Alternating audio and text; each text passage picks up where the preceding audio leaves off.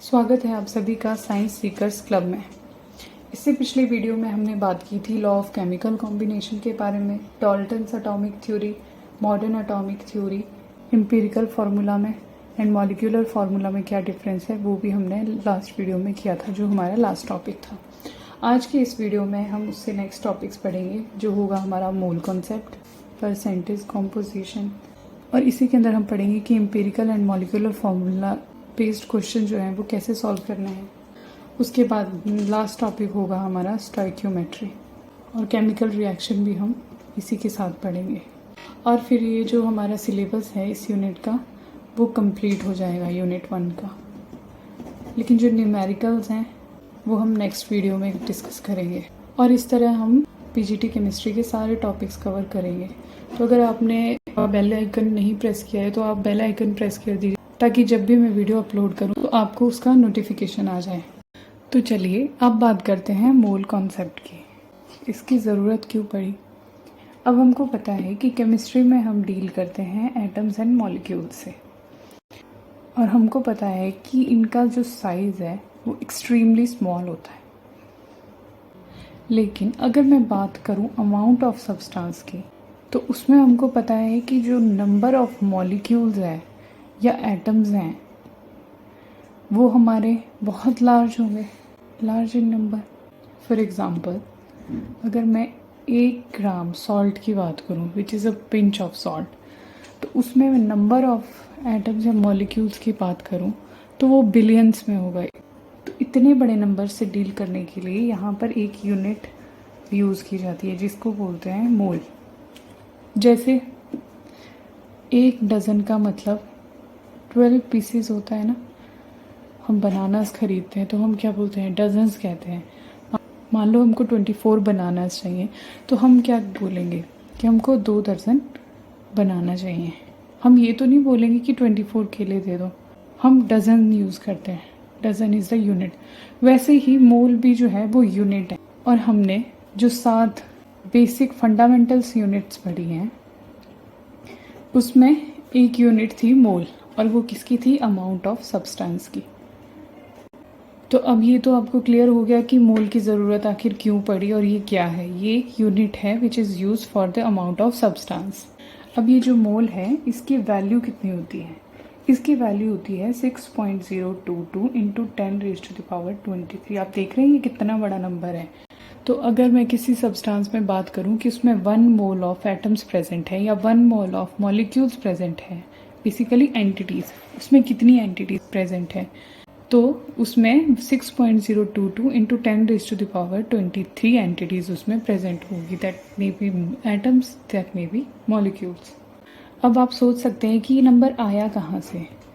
तो बेसिकली 1 मोल जो है वो अमाउंट ऑफ सब्सटेंस है that contains as many particles, जितने की 12 एटॉमिक मास यूनिट और 12 कार्बन एटम में प्रेजेंट होती है। सो the 1 mole is the amount of substance that contains as many discrete entities as there are atoms in exactly 12 gram of 12 carbon isotope। अब अगर हमको किसी सब्सटेंस का अमाउंट बताना है तो rather saying this huge number कि उसमें इतने सारे एटम्स हैं, इतने सारे मॉलिक्यूल्स हैं, वी जस्ट नॉर्मली से कि उसमें 1 मोल ऑफ कार्बन एटम है, 1 मोल ऑफ हाइड्रोजन है, या जो भी कोई भी एटम है वो 1 मोल है, 2 मोल है या 5 मोल है, जितना भी है हम उसको मोल में बोलेंगे। अब ये जो नंबर है इसको हम एवोगैड्रोस नंबर बोलते हैं। एवोगैड्रोस हमने लॉ भी पढ़ा था, तो उसमें हमने बात की थी कि एवोगैड्रो जो थे वो फर्स्ट साइंटिस्ट थे जिन्होंने अमाउंट ऑफ सब्सटेंस की बात की थी। नंबर ऑफ एटम्स या number of molecules present in a substance की बात सबसे पहले इन्होंने की थी। तो इसीलिए ये जो मोल है, मोल की क्वांटिटी है, इसको हम एवोगैड्रोस नंबर भी कहते हैं और इसको रिप्रेजेंट करते हैं Na से। लेकिन ये जो नंबर है सिर्फ ये एवोगैड्रोस नंबर है। अब अगर मैं इसको 6.022 इंटू 10⁻23 पर मोल लिख दूँ, इसमें मैं यूनिट यूज़ कर दूँ, तो ये हमारा होगा Avogadro's constant. So there is a difference in between Avogadro's number and Avogadro's constant. Number जो होगा ये जस्ट नंबर को हम एवोगैड्रोस नंबर बोलते हैं, लेकिन अगर इसमें हम यूनिट लगा दें पर मोल तो that will be our Avogadro's constant. तो आपको ये क्लियर हो गया होगा कि मोल जो है वो एज अ यूनिट हम यूज़ कर रहे हैं। दैट मीन्स कि किसी एक सब्सटेंस के 1 मोल में जितने एटम्स या मॉलिक्यूल होंगे, दूसरे सब्सटेंस के भी 1 मोल में उतने ही एटम्स या मॉलिक्यूल्स होंगे, जो होंगे हमारे इक्वल्स टू एवोगैड्रोस नंबर। जैसे अगर मैं बात करूं 1 मोल ऑफ वाटर, तो 1 मोल ऑफ वाटर में हमारी कितनी एंटिटीज़ होंगी? 6.022 इंटू 10⁻23। और अगर मैं बात करूं 1 मोल ऑफ हाइड्रोजन की, तो उसमें भी मेरे कितने एटम्स होंगे? 6.022 इंटू 10⁻23 एटम्स। अब अगर मैं बात करूं 1 मोल ऑफ NaCl, NaCl हमारा पता है कि इसमें मॉलिक्यूल्स नहीं होते, ये आयन्स हैं, Na positive and Cl negative, तो उसमें हमारे 6.022 इंटू 10⁻23 यूनिट्स ऑफ NaCl, मतलब NaCl की इतनी यूनिट्स उसमें प्रेजेंट होगी। तो जहाँ पे भी 1 मोल लग गया वहाँ पे 6.022 इंटू 10⁻23 एंटिटीज़ हमारी प्रेजेंट होंगी। कई बार 1 मोल ना लिख के 1 ग्राम यूज़ होता है, 1 ग्राम एटम।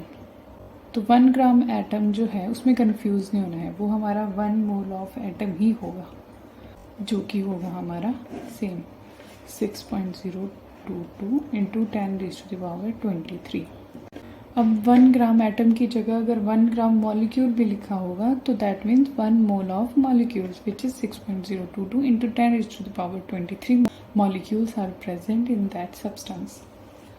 लेकिन प्लीज़ ध्यान रखिएगा कि 1 ग्राम एटम कुछ और चीज़ है which is 1 mole of atom, और अगर 1 ग्राम्स ऑफ एटम या 1 ग्राम्स ऑफ मॉलिक्यूल लिखा होगा तो वो अलग चीज़ होगी जो नॉर्मली हम यूज़ करते हैं। बट अगर 1 ग्राम एटम या 1 ग्राम मॉलिक्यूल लिखा होगा, not atoms and not molecules, then that will be are 1 mole of atom. Mole concept के साथ ही एक और छोटा सा टॉपिक है मोलर मास का। तो हमारा मोलर मास जो है वो, इसको मॉलिक्यूलर मास मत समझना, तो जो हमारा मोलर मास है वो 1 मोल ऑफ सब्सटेंस का अगर हम मास निकालें, मास इन ग्राम्स, तो वो जो मास है वो हमारा आता है मोलर मास। तो एटॉमिक मास हमने पढ़ा था कि एटम का जो मास होगा वो एटॉमिक मास होगा। हमने मॉलिक्यूलर मास पढ़ा कि किसी मॉलिक्यूल में प्रेजेंट एटम्स जो हैं उनके एटॉमिक मासेस का सम जो होगा वो हमारा मॉलिक्यूलर मास होगा। तो अब मोलर मास जो है वो हमने अभी पढ़ा कि 1 मोल ऑफ सब्सटेंस का जो मास है इन ग्राम्स वो हमारा होगा मोलर मास। अब जो हमारा मोलर मास है उसकी वैल्यू और हमारे एटॉमिक या मॉलिक्यूलर मास की वैल्यू जो है वो न्यूमेरिकली सेम होती है। कैसे न्यूमेरिकली? यूनिट तो दोनों की अलग है। जैसे कार्बन की बात करूं तो कार्बन का जो मोलर मास है वो है 12 ग्राम और उसका एटॉमिक मास होता है हमारा 12 AMU। तो न्यूमेरिकली जो ये वैल्यू है ये सेम होती है, ना सिर्फ कार्बन के केस में बल्कि अगर हम किसी और एटम की बात करें, हाइड्रोजन की, ऑक्सीजन की, सोडियम क्लोराइड की, सब की ये जो मोलर मास की वैल्यू है और उनका एटॉमिक या मॉलिक्यूलर मास है, NaCl में फॉर्मूला मास है, तो उन सब की न्यूमेरिकल वैल्यू जो है वो सेम रहेगी, सिर्फ न्यूमेरिकल वैल्यू। यूनिट्स दोनों की अलग अलग होगी। मोलर मास में हम यूज़ करेंगे ग्राम, जबकि ये हमारा AMU एटॉमिक मास यूनिट, या फिर इसको हम U से भी डिनोट करते हैं जो है यूनिफाइड मास। और ये जो यूनिट है AMU जो होगी वो बहुत छोटी यूनिट होती है, हमने पढ़ी थी ना 1.66 इंटू 10⁻⁻24 ग्राम्स। तो सोचो कि ये ग्राम्स में कितनी छोटी है। तो चलिए अब शुरू करते हैं अपना next topic which is percentage composition. हमने मोल कॉन्सेप्ट पढ़ लिया है, इससे related questions and percentage composition से रिलेटेड क्वेश्चन, और अगला जो हम टॉपिक पढ़ेंगे उससे रिलेटेड न्यूमेरिकल्स हम नेक्स्ट वीडियो में डिस्कस करेंगे। अब हमारा जो कंपाउंड है दो या दो से ज़्यादा एलिमेंट से मिलकर बन सकता है। जैसे अगर हम बात करें वाटर की या ग्लूकोज की, तो हमको ये पता करना बहुत इम्पॉर्टेंट हो जाता है कि इस कंपाउंड में हाइड्रोजन का कितना परसेंटेज कॉम्पोजिशन प्रेजेंट है एंड ऑक्सीजन का कितना परसेंट इसमें प्रेजेंट है। तो मास परसेंटेज निकालने का हमारा जो फॉर्मूला है वो है mass percent of an element is given by mass of that element, जिसको हमको निकालना है in the compound to the molar mass of the compound and into 100. For example, अगर हम वाटर की बात करें, H2, इसमें हाइड्रोजन के एटम का कंट्रीब्यूशन होगा 2 एंड इसका होगा 16 विच इज़ 18 ग्राम। तो अब हम निकालते हैं मास percent of hydrogen. Mass percent of hydrogen क्या होगा? हाइड्रोजन का कंट्रीब्यूशन है 2 ग्राम एंड ऑक्सीजन का है 16 ग्राम। तो मास परसेंट ऑफ हाइड्रोजन क्या होगा? 2 to the molar mass of the compound which is 18 and then 100। ये आ जाएगा हमारा अप्रॉक्सीमेटली 11%। अब हम निकाल सकते हैं mass percentage of oxygen which is 16 ग्राम का ऑक्सीजन इसमें प्रेजेंट है, molar mass 18 into 100 which is approximately 89%। एक और एग्जाम्पल करते हैं, C2H5OH इथेनॉल। अब इसमें 2 इंटू 12 ये हमारा कार्बन का कंट्रीब्यूशन होगा विच इज़ 24 ग्राम्स। हाइड्रोजन का होगा 1 इंटू 5 विच इज़ 5 ग्राम। इस ऑक्सीजन का कंट्रीब्यूशन होगा 16 ग्राम और एक ही और हाइड्रोजन, इसका 1 ग्राम। तो ये हाइड्रोजन है, ये भी हाइड्रोजन है, इन दोनों को ऐड कर दें तो टोटल कंट्रीब्यूशन हाइड्रोजन का हो जाएगा 6 ग्राम का। ठीक है, तो अब अगर हम मास परसेंट निकालें हाइड्रोजन का तो वो होगा 6 अपॉन, ये टोटल हो जाएगा, total molar mass will be 24 plus 6 plus 16 which is 46 ग्राम। तो mass percentage of hydrogen 6 gram hydrogen का कंट्रीब्यूशन है, टोटल 46 है इंटू 100 अप्रॉक्सीमेटली 13%। इसी तरह से mass percentage of oxygen, oxygen का है 16, total 46 and we get approximately 35%। and then mass percentage of क्या बचा हमारा कार्बन, कार्बन का है 24 अपॉन 46 इंटू 100 2%। को इनका एडिशन करें तो 100% आना चाहिए, 5 6 7 8 9 10 5 एंड 5 10 100%। तो इस तरह से निकालते हैं हम किसी कंपाउंड में प्रेजेंट अलग अलग एलिमेंट्स का मास परसेंटेज। ये निकालना बहुत इंपॉर्टेंट है, ये हमको काम आएगा जब हम न्यूमेरिकल सॉल्व करेंगे। अब मास परसेंटेज की हेल्प से हम किसी भी कंपाउंड का empirical formula and molecular formula भी निकाल सकते हैं। किसी कंपाउंड में प्रेजेंट एलिमेंट्स का सिंपलेस्ट रेशो जो है वो एम्पिरिकल फार्मूला हमको बताता है, सिंपलेस्ट रेशो। और जो मॉलिक्यूलर फार्मूला है वो हमको बताता है कि उसमें टोटल कितनी entities, that is exact number of different type of molecule. अब ये एम्पिरिकल एंड मॉलिक्यूलर फार्मूला निकालने के कुछ स्टेप्स हैं जो हमको फॉलो करने पड़ते हैं। सबसे पहले हमको अगर किसी क्वेश्चन में मास परसेंटेज की फॉर्म में दिया है तो उस मास परसेंट को हमको ग्राम्स में कन्वर्ट करना पड़ता है एंड देन उसको हमको कन्वर्ट करना पड़ता है नंबर ऑफ मोल्स में, हर एक एलिमेंट को, ईच एलिमेंट। इसको मैं न्यूमेरिकल से भी एक्सप्लेन करूँगी, अभी इसके स्टेप्स हम सीख लेते हैं। Then we divide mole value by smallest number, जो हमारी मोल वैल्यू आएगी स्मॉलेस्ट नंबर से उसको डिवाइड करेंगे। 3 या 4 जितने भी एलिमेंट्स उसमें प्रेजेंट होंगे उनमें जो सबसे स्मॉलेस्ट मोल वैल्यू आएगी उस वैल्यू से उन सबको डिवाइड करेंगे and then we write empirical formula by using symbols and at last we write molecular formula. अब मान लो हमारे पास कोई न्यूमेरिकल है कि हमको एम्पिरिकल फार्मूला निकालना है किसका, ऑक्साइड ऑफ आयरन का, जिसमें 69.9% जो है आयरन है, 30.1% जो है हमारा डाइऑक्सीजन है। अगर हम टोटल कर लेंगे यहाँ से तो ये हमारा आ जाएगा 100%। तो अगर 100% आयरन का ऑक्साइड हमारे पास है तो इसको हमको ग्राम्स में कन्वर्ट करना है। तो हम इसको डायरेक्टली जितना हमको परसेंटेज दिया है उसी को हम ग्राम्स में लिखते थे। कितना हमारा 69.9 ग्राम हमारे पास आयरन है एंड ऑक्सीजन जो है वो 30.1 ग्राम है। ये हमने खुद ही एज्यूम किया है क्वेश्चन को सॉल्व करने के लिए। Convert mass percent into gram था ना पहला step, and then number of moles each element के। अब नंबर ऑफ मोल्स निकालने का हमको फॉर्मूला पता है, given mass upon molecular mass. ये हमारा नंबर ऑफ मोल्स निकालने का फॉर्मूला है। तो यहाँ से मैं कैलकुलेट करूँगी आयरन के नंबर ऑफ मोल्स जो होगा हमारा 69.9। आयरन का हमारा मॉलिक्यूलर मास कितना होता है 55.8 और यहाँ से हमारा मोल्स में आ जाएगा 1.25। अब मोल ऑफ ऑक्सीजन की बात करें तो वो हमको गिवन मास है 30.1 ग्राम एंड ऑक्सीजन का होता कितना है मॉलिक्यूलर मास 16, यहाँ से आ जाएगा 1.88। ये हमारा सेकंड स्टेप हो गया। थर्ड स्टेप में divide mole value by smallest number. इन दोनों में से स्मॉलेस्ट नंबर कौन सा है 1.25। हम इन दोनों को 1.25 से डिवाइड कर देंगे। ये तो आ जाएगा 1 और ये आ जाएगा हमारा 1.5।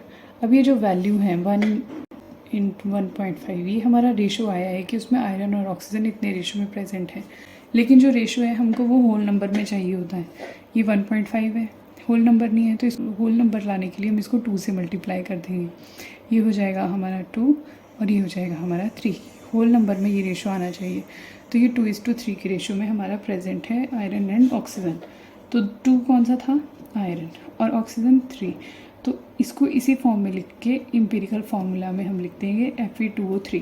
तो हमारा क्वेश्चन था कि एम्पिरिकल फार्मूला कैलकुलेट करना था, वो हमने निकाल दिया।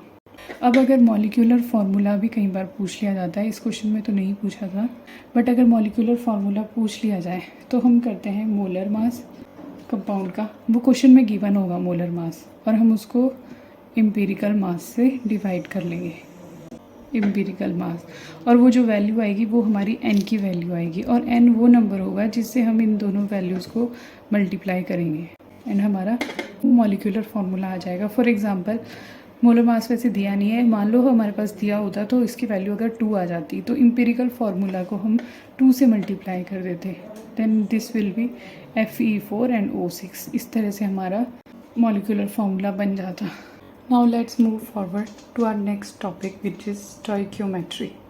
तो स्टोइकियोमेट्री जो है वो ग्रीक वर्ड से मिलकर बनता है जिसमें स्टोइकियोन का मतलब है एलिमेंट एंड मेट्रिक जो है वो मेट्रोन से बना है विच इज़ मेजर। तो stoichiometry mainly deals with the calculation of masses and sometimes volumes too. Masses and volume के कैलकुलेशन से डील करता है।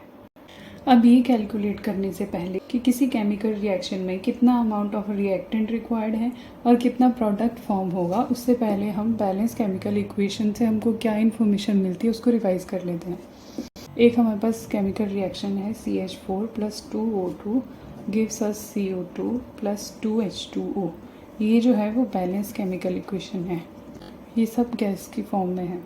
तो इस केमिकल रिएक्शन के हिसाब से हम इसको किस किस तरह से पढ़ सकते हैं। तो हम इसको पढ़ सकते हैं कि 1 mole of CH4 reacts with 2 moles of dioxygen to give 1 mole of carbon dioxide and 2 moles of water vapour.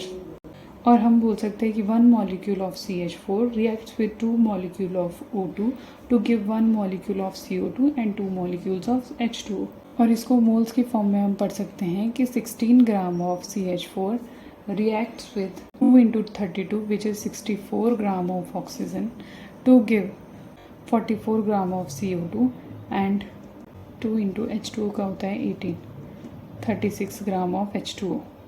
और एक केमिकल रिएक्शन हमेशा बैलेंस्ड होनी चाहिए। ये हमको कौन सा लॉ बताता था केमिस्ट्री का, law of conservation of mass. अब केमिकल रिएक्शन में एक है लिमिटिंग रिएजेंट का कॉन्सेप्ट। मान लो मिल कोई रिएक्शन है A + B gives C।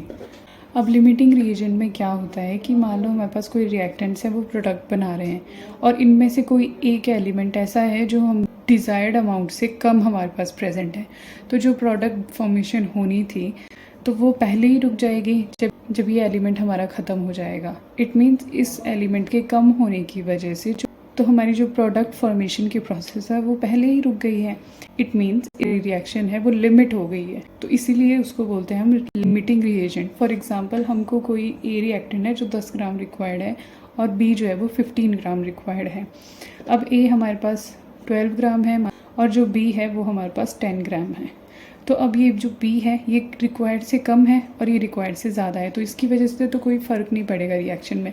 लेकिन इसके कम होने की वजह से जो प्रोडक्ट फॉर्मेशन हमारी होनी थी पूरी, वो पहले ही रुक गई। वो प्रोडक्ट उतना फॉर्म ही नहीं हुआ क्योंकि हमारा ये जो रिएक्टेंट है वो पहले ही ख़त्म हो जाएगा। तो इस वजह से इसके कम होने की वजह से हमारी जो रिएक्शन है वो लिमिट हो गई और इसीलिए इसको बोलते हैं हम लिमिटिंग रिएजेंट। तो लिमिटिंग रिएजेंट क्या होता है? The reagent which gets consumed and limits the amount of product form and is therefore called limiting reagent. जैसे इस केस में B is our limiting reagent. Now let's talk about reaction in solution which is the last topic of this unit. अब reaction in solution क्यों? क्योंकि real time में reaction करवाते हैं laboratory में, तो वो हम ज़्यादातर जो रिएक्शन है वो सॉल्यूशन की फॉर्म में हम करवाते हैं। तो अब सॉल्यूशन का जो कंसंट्रेशन है वो 4 तरीक़ों से एक्सप्रेस किया जाता है कि पहला तरीका है मास परसेंट, सेकंड है mole fraction, the third is molarity and fourth is molality. अब पहला है मास परसेंट। मास परसेंट कैसे कैलकुलेट करते हैं? Mass of solute to the mass of solution 100।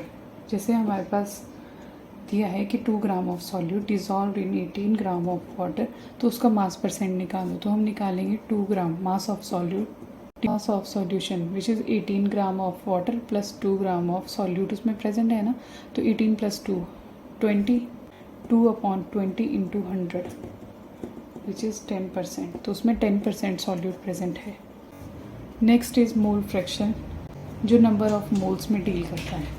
It means mole fraction हम किसी कंपाउंड में प्रेजेंट पर्टिकुलर एलिमेंट्स के मोल फ्रैक्शन निकाल सकते हैं कि mole fraction of A is number of moles of A, कि वो एलिमेंट के कितने मोल्स उसमें प्रेजेंट है, to the number of moles of solution. और इसको रिप्रेजेंट करते हैं हम एन ए से, number of moles of A to the number of moles of solution. Solution में ए खुद भी होगा और इसके अलावा जो सॉल्यूट या सॉल्वेंट होगा वो भी होगा, तो एन बी। और अगर एन बी का निकालना है तो number of moles of B to the total number of moles of solution, ये आ जाएगा mole fraction of B. Now the next is molarity denoted by capital M, जो होती है हमारी number of moles of solute to volume of solution. इसमें ध्यान दीजिएगा वॉल्यूम ऑफ सॉल्यूशन, और वॉल्यूम भी हमारा लीटर्स में। And the last is molality represented by small m, and molality is number of moles of solute to the mass. इसमें हम मास में डील करते हैं, मास ऑफ सॉल्वेंट। और किसका? यहाँ सॉल्यूशन की बात की थी, यहाँ सॉल्वेंट की बात करते हैं इन किलोग्राम। ये बहुत इम्पॉर्टेंट है, मोलैरिटी एंड मोलैलिटी। तो इससे रिलेटेड जो हमारे न्यूमेरिकल्स हैं वो हम नेक्स्ट वीडियो में डिस्कस करेंगे। मोल कॉन्सेप्ट के, स्टाइकियोमेट्री के और परसेंटेज कॉम्पोजिशन और उसके अलावा एम्पिरिकल फार्मूला से रिलेटेड सभी क्वेश्चंस जो हैं हम वो नेक्स्ट वीडियो में डिस्कस करेंगे। आज के लिए इतना ही। वीडियो को प्लीज़ लाइक कीजिए, शेयर कीजिए, सब्सक्राइब कीजिए। और आपको कुछ कंटेंट से रिलेटेड या फिर वीडियो से रिलेटेड कोई भी सजेशन है तो प्लीज़ कमेंट कीजिए। मिलते हैं हम नेक्स्ट वीडियो में।